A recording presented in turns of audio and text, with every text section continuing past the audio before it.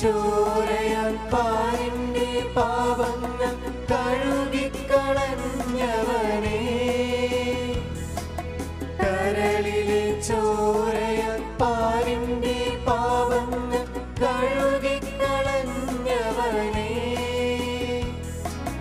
അടിയങ്ങൾ നിന്നാമം വാഴ്ത്തിയിടുന്നു. Hallelujah hallelujah, അടിയങ്ങൾ നിന്നാമം വാഴ്ത്തിയിടുന്നു. Hallelujah hallelujah. മനുഷ്യനായി മണ്ണിൽ അവതരിച്ച രക്ഷകനും കർത്താവുമായ ഉണ്ണിയേശുവെ, മാലാഖമാരോട് ചേർന്ന് ആട്ടിടയരോട് ചേർന്ന് കിഴക്ക് നിന്ന് നിന്നെ കാണാൻ വന്ന രാജാക്കന്മാരോട് ചേർന്ന് ഞങ്ങളും അങ്ങേ ആരാധിക്കുന്നു, അങ്ങേ സ്തുതിക്കുന്നു, അങ്ങേ മഹത്വപ്പെടുത്തുന്നു. അങ്ങ് ഞങ്ങൾക്ക് തന്ന സമാധാനം ഞങ്ങളിൽ നിറയാൻ ഞങ്ങൾ പ്രാർത്ഥിക്കുന്നു. അങ്ങയുടെ തിരുജനനം ഞങ്ങൾക്ക് നൽകുന്ന സന്തോഷം സുവിശേഷത്തിൻ്റെ സാക്ഷ്യമാക്കി തീർക്കാൻ ഞങ്ങളെ അനുഗ്രഹിക്കണേ. നിൻ്റെ തിരുജനനത്തിൽ ഞങ്ങൾ പങ്കുവയ്ക്കുന്ന സമാധാനം ഈ ലോകം മുഴുവൻ സമാധാനത്തിൻ്റെ സന്തോഷമാക്കി പകർത്താൻ ഞങ്ങളെ അനുഗ്രഹിക്കണേ. ആമേൻ. നിങ്ങൾക്കെല്ലാവർക്കും ഹാപ്പി ക്രിസ്മസ്. കഴിഞ്ഞ 25 ദിവസങ്ങളായിട്ട് നമ്മൾ ക്രിസ്മസിന് ഒരുങ്ങുകയായിരുന്നു. വ്യക്തിപരമായിട്ട് ഞാൻ നന്നായിട്ട് ഒരുങ്ങിയിട്ടാണ് ഈ ക്രിസ്മസിനെ ആഘോഷത്തിലേക്ക് വരുന്നത്. നിങ്ങളെല്ലാവരും ഒരുങ്ങിയെന്ന് എനിക്കറിയാം. നിങ്ങൾക്കൊക്കെ ക്രിസ്മസിൻ്റെ മധുരിക്കുന്ന ഒരുപാട് ഓർമ്മകളുമുണ്ട്. ക്രിസ്മസ് ആഘോഷിക്കാത്ത ആരുമില്ല. പക്ഷെ എങ്ങനെ ഒരുങ്ങി എന്നുള്ളത് ഒരു പക്ഷേ പ്രസക്തമായിട്ടുള്ളൊരു ചോദ്യമാണ്. എനിക്കത് കേൾക്കാൻ താല്പര്യമുണ്ട്. എൻ്റെ ക്രിസ്മസിനായിട്ടുള്ള ഒരുക്കുന്ന പറയുന്നത് കൊച്ചു കൊച്ചു ത്യാഗങ്ങൾ. അതായത് എനിക്ക് സ്വീറ്റ്സ് ഒരുപാട് ഇഷ്ടമാണ്, അത് വേണ്ടാന്ന് വെച്ചു. അതുപോലെ തന്നെ പള്ളി പോകാനായിട്ട് ഒരുപാട് മടിയുണ്ടായിരുന്നു. ദിവസം രാവിലെ 25 ദിവസവും കുർബാനയ്ക്ക് പോയി. അതുപോലെ തന്നെ ഞങ്ങളുടെ കോളേജിൽ പള്ളിയിൽ കുർബാനയ്ക്ക് വരുമ്പോൾ ഓരോ ദിവസവും ഓരോ പുണ്യപ്രവർത്തികൾ ചെയ്യാനായിട്ടുള്ള ഒരു നറുക്കെടുക്കാനുള്ളതുണ്ടായിരുന്നു. അതെടുത്ത് ദിവസം അത് ചെയ്യാനുണ്ട്. അപ്പോൾ സുഹൃത്ത് ജപങ്ങൾ ചെല്ലാനും അതുപോലെ തന്നെ ഓരോ ദിവസവും സ്പെഷ്യലായിട്ട് ഓരോ ത്യാഗപ്രവർത്തികൾ ചെയ്യാനായിട്ടുണ്ടായിരുന്നത്. അങ്ങനെയെല്ലാം ചെയ്ത് ഈ 25 ദിവസവും ക്രിസ്മസിനായിട്ട് ഒരുങ്ങാനായിട്ട് സാധിച്ചു. എനിക്ക് വലിയ സന്തോഷമുണ്ട്. Thank you father. ഞാൻ വിചാരിച്ചു പുതിയ തലമുറ ഇതൊക്കെ മറന്നുപോയെന്നാണ്. പക്ഷെ പുതിയ തലമുറയും ഇങ്ങനെയൊക്കെ ഒരുങ്ങുന്നുണ്ടെന്ന് കേൾക്കുമ്പോൾ എൻ്റെ മനസ്സിൽ മഞ്ഞു പെയ്യുന്നൊരു അനുഭവമാണ്. എന്നെ സംബന്ധിച്ചിടത്തോളം ക്രിസ്മസിൻ്റെ ഏറ്റവും വലിയ പ്രത്യേകത ഈശോയുടെ ജന്മദിനം എന്നതിലുപരിയായിട്ട് എൻ്റെ ഡാഡിയുടെ പിറന്നാളും കൂടിയാണെന്ന്. അപ്പോൾ ആ ഒരു ദിവസം ക്രിസ്മസിനൊപ്പം തന്നെ അതും കൂടി ആഘോഷിക്കുമ്പോൾ അതിനൊരു ഇരട്ടി മധുരം തന്നെ പറയാം. പിന്നെ പറയാനാണെന്ന് വെച്ചിട്ടുണ്ടെങ്കിൽ പ്രാർത്ഥിക്കുമ്പോൾ എനിക്ക് ഈശോയുടെ അടുത്ത് കുറച്ചുകൂടി സമയം കൂടുതൽ ചെലവഴിക്കാൻ വേണ്ടിയിട്ട് അതിനായിട്ട് പ്രത്യേക സമയം കണ്ടെത്താൻ സാധിച്ചു എന്നുള്ളതാണ്. ഏറ്റവും അവസാനമായിട്ട് പറയേണ്ടത് ബൈബിൾ വായിക്കാൻ കുറച്ച് നേരമെങ്കിലും വചനം വായിക്കുവാനായിട്ടുള്ള ഒരു മനസ്സ്, അതിപ്പോൾ ഈ 25 ദിവസവും എനിക്ക് സാധിച്ചു എന്നുള്ളതൊരു വലിയ ഇതായിട്ട് തോന്നുന്നു. കാരണം ഇതുവരെ എനിക്കത് തുടർന്നു കൊണ്ടുപോകാൻ സാധിച്ചിരുന്നില്ല. പലപ്പോഴും തുടക്കം ഉണ്ടായിരുന്നെങ്കിലും അത് കുറച്ച് കഴിയുമ്പോൾ മടി വന്ന് അത് അവസാനിക്കുമായിരുന്നു. പക്ഷെ ഇപ്പോൾ വീട്ടുകാരും എല്ലാവരും അവർ ചോദിക്കും എൻ്റെ അടുത്ത്, വചനം വായിച്ചോ അല്ലെങ്കിൽ ഇന്നത്തെ കാര്യങ്ങളൊക്കെ ചെയ്തോ എന്നൊക്കെ. അപ്പോൾ അത് ഓർത്ത് അത് ചെയ്യാൻ സാധിച്ചു എന്ന്. വളരെ മനോഹരമായിട്ടുള്ള ഒരുക്കുക. Thank you. വചനം മാംസമായതാണ് ക്രിസ്മസ്. നമ്മിൽ വചനം മാംസമാകണം. വചനം വായിക്കുന്നത് തലയ്ക്കകത്ത് ബാണ്ടക്കെട്ടായിട്ടത് കൊണ്ടു നടക്കാനല്ല, അത് നമ്മുടെ ജീവിതത്തിലേക്ക് ഊർന്നിറങ്ങണം.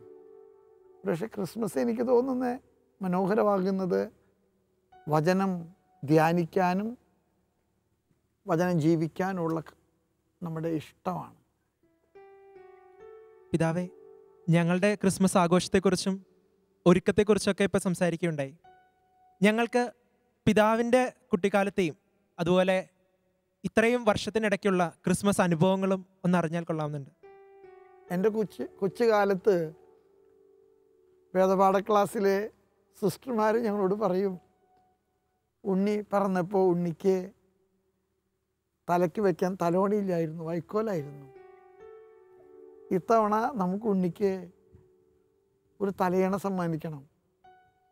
1000 സുഹൃത്ത് ജപങ്ങൾ ചൊല്ലിയാൽ ഒരു തലയണയാകും. ഉണ്ണി ജനിച്ചപ്പോൾ നല്ല തണുപ്പായിരുന്നു. ഉണ്ണിക്ക് പുതയ്ക്കാൻ പിള്ളക്കച്ച ഉണ്ടായിരുന്നുള്ളൂ. ഇത്തവണ നമുക്കൊരു ബ്ലാങ്കറ്റ് കൊടുക്കണം. 5000 സുഹൃജപം ചൊല്ലിയാൽ ഒരു ബ്ലാങ്കറ്റ് ആവും. ഉണ്ണിക്ക് പാദസരം വേണം. കുറേ ത്യാഗപ്രവൃത്തികൾ ചെയ്താൽ, മിഠായി ഉപേക്ഷിച്ചാൽ, നുണ പറയുന്നു ഉപേക്ഷിച്ചാൽ, പള്ളിയിൽ കുർബാനയ്ക്ക് പോകാൻ താല്പര്യം കാണിച്ചാൽ നമുക്ക് ഉണ്ണീശോയ്ക്ക് ഒരു സ്വർണം കൊണ്ട് ഒരു പാദസരം ഇടാൻ പറ്റും. രാജാക്കന്മാർ ഉണ്ണിക്ക് പൊന്നും മീറയും കുന്തിരിക്കൊക്കെ കൊടുത്തു. നമ്മുടെ കൂട്ടുകാരോട് നമ്മൾ ഇഷ്ടം കാണിക്കുകയും അവർക്ക് നന്മ ചെയ്യുകയൊക്കെ ചെയ്താലേ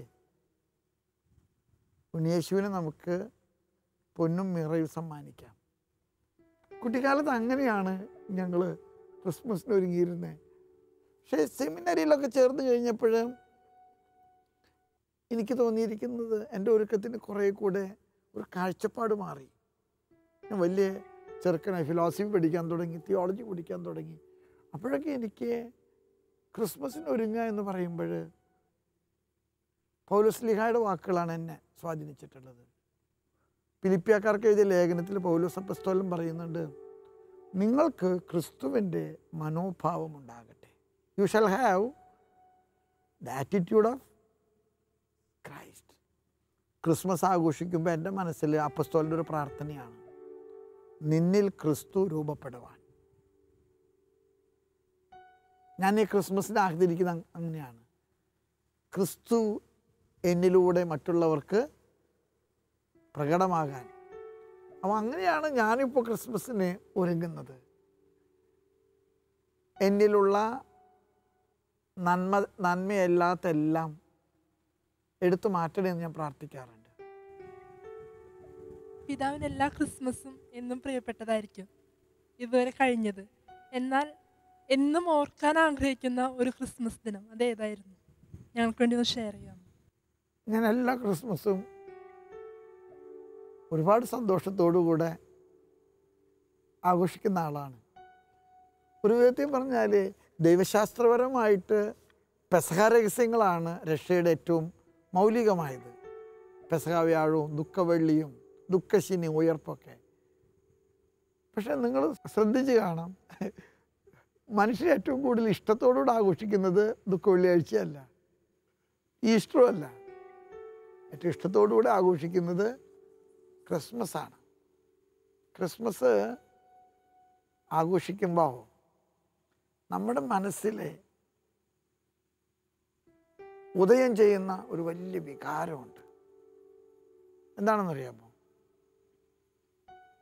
ഞാൻ വിലപ്പെട്ടവനാണെന്ന് ദൈവത്തിന് തോന്നിയ തിരുനാളാണ് ക്രിസ്മസ്.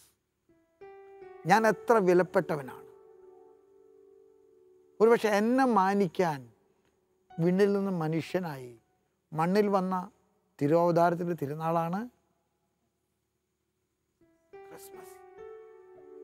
അതുകൊണ്ട് തന്നെയാണ് ഞാൻ ഏറ്റവും കൂടുതൽ ക്രിസ്മസിനെ ഇഷ്ടപ്പെടുന്നത്. I am great, I am so big.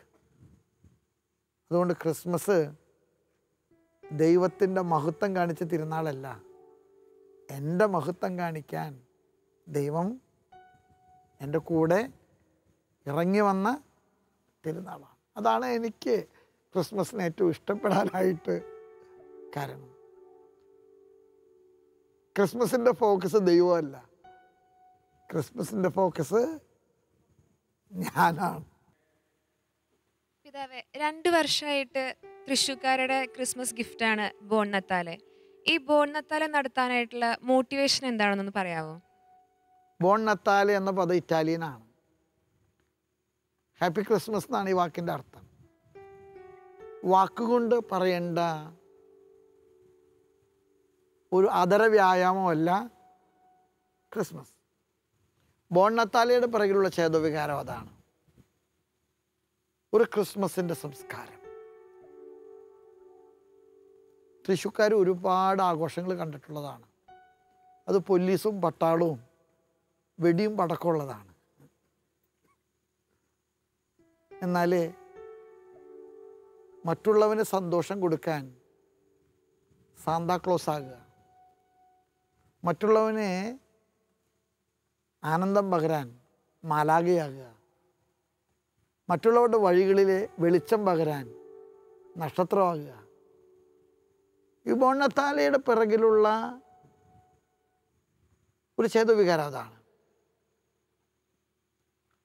10-20,000 ആളുകൾ വഴിയിലൂടെ നിഷ്കളങ്കമായ മന്ദസ്മിതമായി സാന്താക്ലോസായി സമ്മാനം കൊടുത്ത് മാലാഖമാരായി ക്രിസ്മസ് ഗാനം പാടി പരസ്പരം സാഹോദര്യത്തിൻ്റെ ഒരു കടൽ തീർക്കുക, സമാധാനത്തിന് കരം കോർക്കുക. നിങ്ങൾക്കറിയാം, ഈ ബോൺ നത്താലെ എന്ന് പറയുന്ന ആഘോഷം വെറുതെ സ്വരാജ് റൗണ്ടിലൂടെയുള്ളൊരു ഒരു ഒരു കാർണിവൽ ആഘോഷമല്ല. അത് കരുണയുടെ ഒരു വലിയ കടലാണ്. ഇത്തവണ ക്രിസ്മസിൻ്റെ ബോൺ നത്താലെ ആഘോഷം അതിൻ്റെ മുദ്രാവാക്യമായിട്ട് എടുത്തിരിക്കുന്നത് ക്രിസ്മസ് കരുണയുടെ ഒരു സാഗരമാക്കട്ടെ. എത്രയോ വീടുകളെ വെച്ച് കൊടുക്കുന്നത്, എത്രയോ കിഡ്നി പേഷ്യൻസിനാണ് ഡയാലിസിസ് കൊടുക്കുന്നത്, എത്രയോ പാവപ്പെട്ട പെൺകുട്ടികളാണ് കെട്ടിച്ചയക്കുന്നത്. ഈ ബേക്കറിയിൽ നിന്ന് മേടിക്കുന്ന കേക്ക് മുറിക്കുന്നത് ഒരടയാളമാണ്. സ്വന്തം ജീവിതം സഹോദരൻ്റെ സന്തോഷത്തിന് വേണ്ടി മുറിച്ച് ഞാനൊരു ക്രിസ്മസ് കേക്ക് ആകുന്നത്.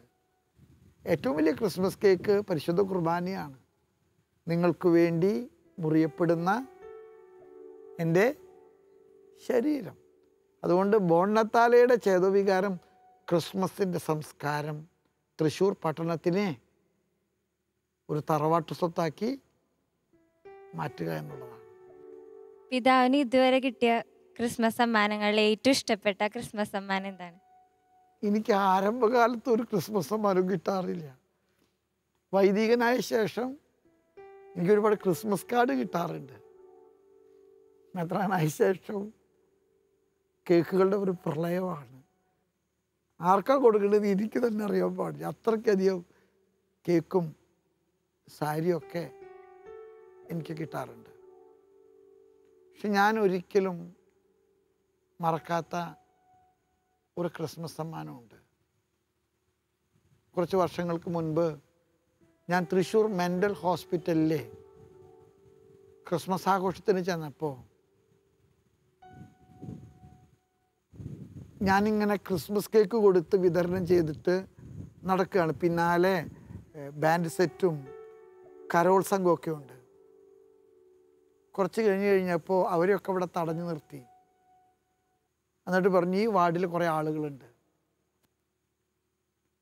ആ പ്രദേശത്ത് ഞാൻ ചെന്ന് കഴിഞ്ഞപ്പോൾ നൂൽ വസ്ത്രമില്ലാതെ നഗ്നരായിട്ട് നിൽക്കുന്ന ഒരു പറ്റ മനുഷ്യനെ ഞാൻ കണ്ടു. ആത്മഹത്യ ചെയ്യുമെന്ന് പേടിയുള്ളത് കൊണ്ട്, അവരുടെ മാനസിക രോഗത്തിൻ്റെ ആധിക്യം കൊണ്ട് അവർക്ക് വസ്ത്രം നിഷേധിക്കപ്പെട്ടിട്ടുള്ളതാണ്. ഞാൻ അവിടെ ചെന്ന് കഴിഞ്ഞപ്പോൾ അവരെന്നോട് ചോദിച്ചു, ഫാദറെ, എന്നാ ഞങ്ങൾക്ക് ഉണ്ണി പറക്കുക? പക്ഷെ എൻ്റെ ജീവിതത്തിൽ ഞാൻ ഒരിക്കലും മറക്കാത്ത ഒരു ക്രിസ്മസ് മുഹൂർത്തമാണത്.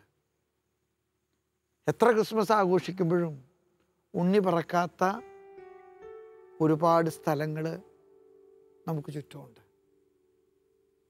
അതുകൊണ്ട് ഞാൻ ക്രിസ്മസ് സമ്മാനത്തെക്കുറിച്ച് ആലോചിക്കുമ്പോൾ കേക്ക് കൊടുക്കാനും സ്വീറ്റ്സ് കൊടുക്കാനൊന്നും എനിക്ക് താല്പര്യമില്ല. ഉണ്ണി പറക്കാത്ത സ്ഥലങ്ങളിലെ ഉണ്ണിയാകാൻ എൻ്റെ മനസ്സിൽ കൊതിയുണ്ട്. അതായിരിക്കും എന്ന് തോന്നുന്നു, എനിക്ക് തോന്നുന്നത് ഞാൻ ഇഷ്ടപ്പെടുന്ന ഏറ്റവും വലിയ ക്രിസ്മസ് സമ്മാനം.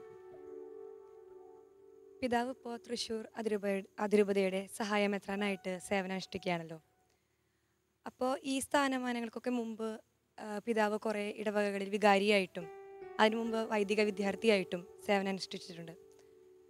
അപ്പോൾ ആ ഒരു ക്രിസ്മസ് ആഘോഷവും ഇപ്പോൾ മെത്രാനായതിനു ശേഷം അനുഭവിക്കുന്ന ആ ക്രിസ്മസ് ആഘോഷവും തമ്മിലുള്ള ആ വ്യത്യാസം ഒന്ന് പറയാൻ പറ്റും? കൊച്ചു ചെറുപ്പത്തിലെ ക്രിസ്മസ് അതിനൊരുപാട് നൈസർഗികതയുണ്ടായിരുന്നു.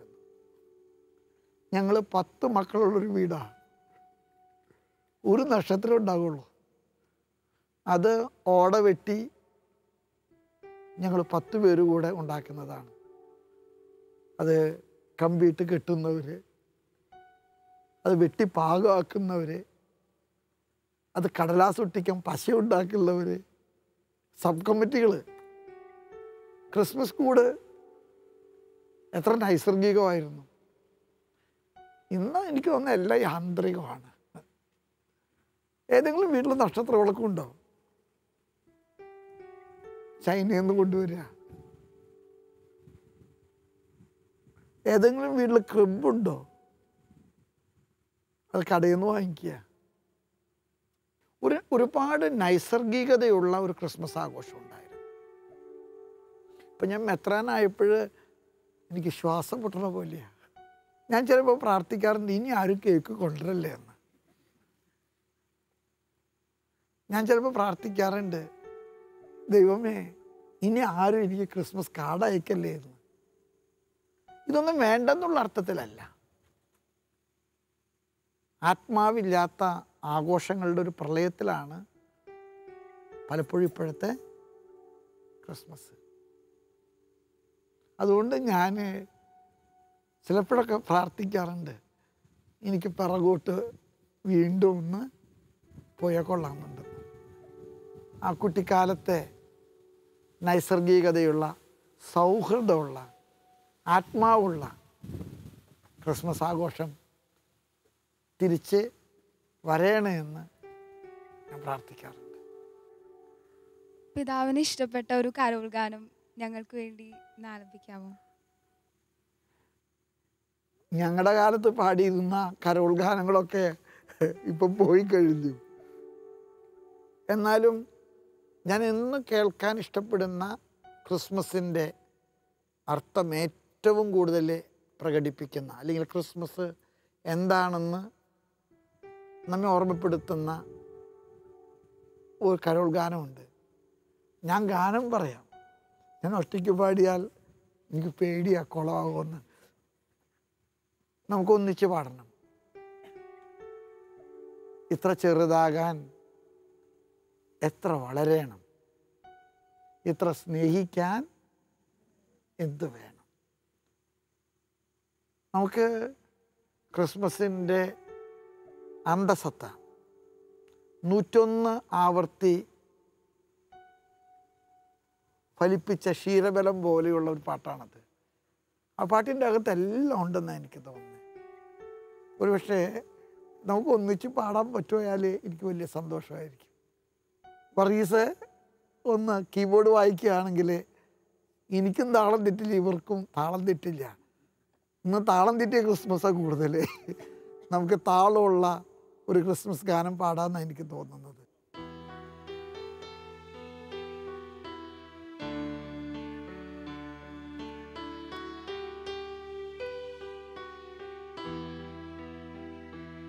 ഇത്ര ചെറുതാകാൻ എത്ര വളരണം, ഇത്ര സ്നേഹിക്കാൻ എന്തു വേണം. ഇത്ര ചെറുതാകാൻ എത്ര വളരണം, ഇത്ര സ്നേഹിക്കാൻ എന്തു വേണം.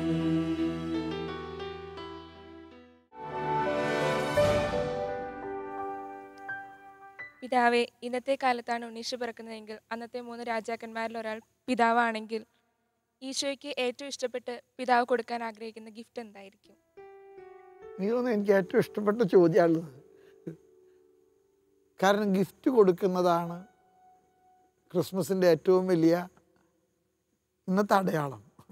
ഗിഫ്റ്റ് ഇല്ലാത്തൊരു ക്രിസ്മസ് ഇല്ല. പക്ഷെ നമ്മളിപ്പോൾ കൊടുക്കുന്ന പല ഗിഫ്റ്റുകളിലും നമ്മളില്ല. ക്രിസ്മസ് എന്ന് പറയുന്നത് it is a celebration of the presence, സാന്നിധ്യത്തിൻ്റെ ഒരാഘോഷമാണ്. ഇന്ന് പല ഗിഫ്റ്റുകൾക്കും ആഘോഷങ്ങളുടെ വലിയ തിളക്കേ ഉള്ളൂ, സാന്നിധ്യത്തിൻ്റെ ഒരു സുഗന്ധമോ സൗകുമാര്യമോ ഇല്ല. വാർദ്ധക്യത്തിൽ കഴിയുന്ന അനാഥാശാലയിലെ അപ്പനും അമ്മയ്ക്കും തിളങ്ങുന്ന കടലാസിൽ പൊതിഞ്ഞ ക്രിസ്മസ് ഗിഫ്റ്റിന് എന്തർത്ഥമുള്ളു?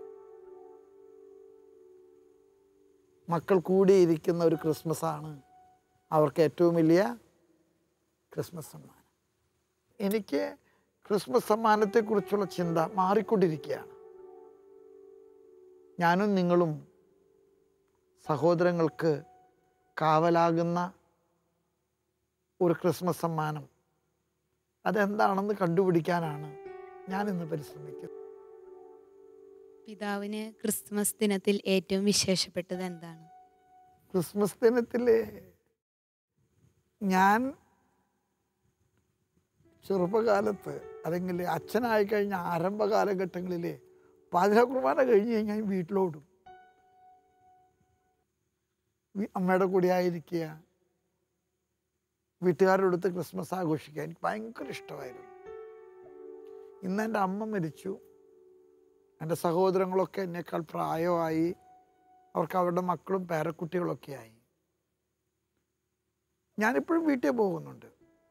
പക്ഷെ ക്രിസ്മസിന് ഞാൻ രാവിലെ തുടങ്ങി സായാഹ്നം വരെ ക്രിസ്മസിൽ ഉണ്ണി ജനിക്കാത്ത സ്ഥലങ്ങളും ആളുകളെ അന്വേഷിച്ച് നടക്കില്ല ഒരു സ്വഭാവമാണ്.